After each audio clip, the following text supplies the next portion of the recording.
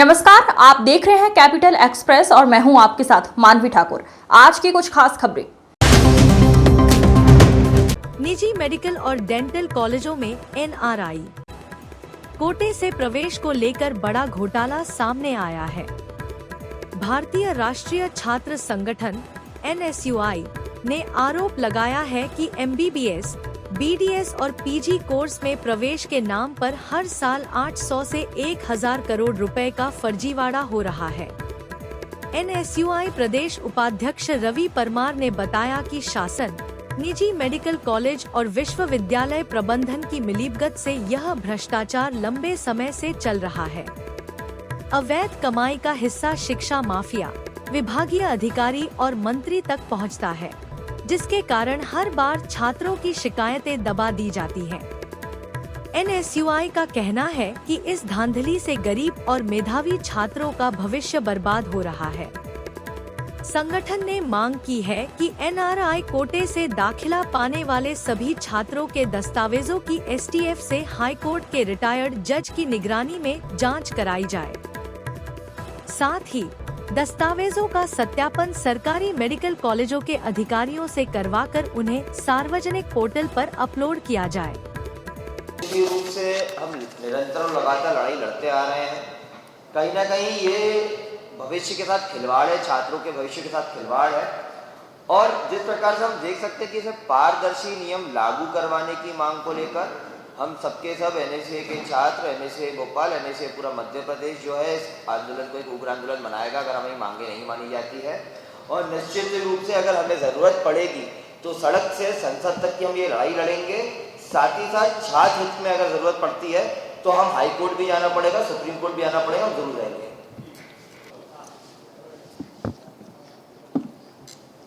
आप सभी सम्मानित पत्रकार साथियों का मैं आज इस महत्वपूर्ण पत्रकार वार्ता में अभिनंदन करता हूं। बहुत ही शॉर्ट समय में आप सभी यहाँ पे उपस्थित हुए उसके लिए धन्यवाद देता हूं। आज का जो विषय है ये मेडिकल एजुकेशन से जुड़ा हुआ है। जिस तरीके से मेडिकल एजुकेशन में मध्य प्रदेश में निरंतर घोटाले उजागर हो रहे हैं और उसके बाद भी सरकार कोई ठोस कदम नहीं उठा रही है शिक्षा माफियाओं पर नकेल कसने के लिए। निरंतर हम बता रहे हैं कि मेडिकल एजुकेशन पूरी तरीके से वेंटिलेटर पर आ चुका है। जो मध्य प्रदेश के मेधावी और गरीब छात्र हैं उनके साथ में भेदभाव किया जा रहा है। उनको शिक्षा अर्जित करने के लिए कहीं ना कहीं शासन और शिक्षा माफिया संगठित होकर उनको शिक्षा से दूर करने का कार्य कर रहे हैं। में नीट काउंसलिंग चल रही है और उसका पहला चरण पूर्ण हो चुका है। उस पहले चरण में मध्य प्रदेश के 12 मेडिकल कॉलेज थे जिनमें कि नीट की काउंसलिंग हुई है। उन सभी कॉलेजों में 15% एनआरआई कोटा था। उसमें टोटल सीट 335 सीट थी, लेकिन एक आदेश निकाला मध्य प्रदेश के डीएमई ने जिसमें एक और कॉलेज बढ़ाया गया है, इंदौर का, उस इंडेक्स मेडिकल कॉलेज, उसको जोड़कर सेकेंड राउंड में 373 सीटें एनआरआई कोटे की रहेगी।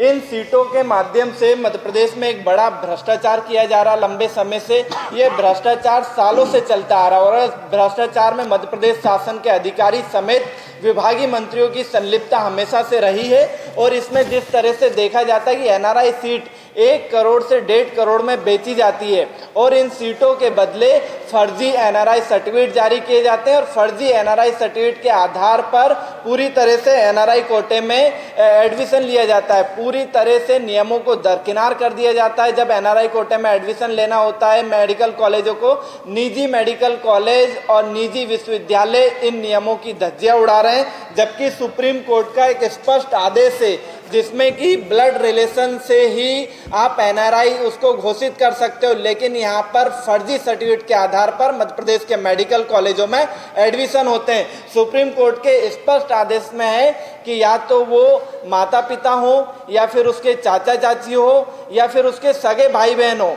या सगे नाना नानी या सगे दादा दादी जी हो, उन्हीं का सर्टिफिकेट मान्य होगा, अन्य किसी का सर्टिफिकेट मान्य नहीं होगा। वहीं सुप्रीम कोर्ट ने एक और अपने आदेश में कहा है कि जिसकर भी ऊपर वो आश्रित है, एनआरआई जिसका एडमिशन हो रहा है छात्र का, वो जिसके ऊपर भी आश्रित है उसकी शुरू से लेकर आखिरी की पढ़ाई तक का पूरा खर्चा वो स्वयं उठाएंगे। जो स्पॉन्सर रहेगा, जिसके ऊपर वो आश्रित रहेगा, जो एनआरआई सर्टिफिकेट जारी करेगा, उसके ऊपर पूरी तरह से आश्रित रहेगा और उसकी फीस जो है वो एनआरआई कोटे की जो फीस है वो उसी के अकाउंट से भरी जाएगी। लेकिन मध्य प्रदेश में ऐसा नहीं हो रहा है। मध्य प्रदेश में नियमों की धज्जियां उड़ाने के लिए मध्य प्रदेश शासन लगातार अपने नियमों में बदलाव कर रहा है